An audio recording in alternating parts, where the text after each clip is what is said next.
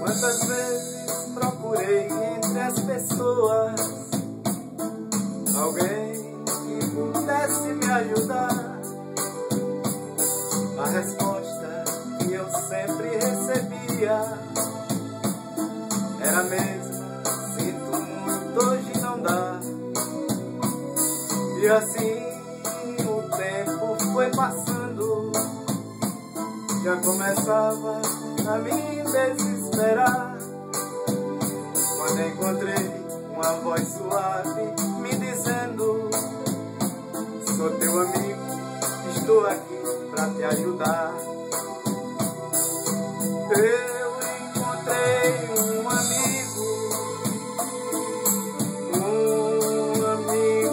fiel. O seu endereço fica lá no céu. A cidade onde ele mora é toda cheia de luz. Esse amigo que falo, seu nome é Jesus.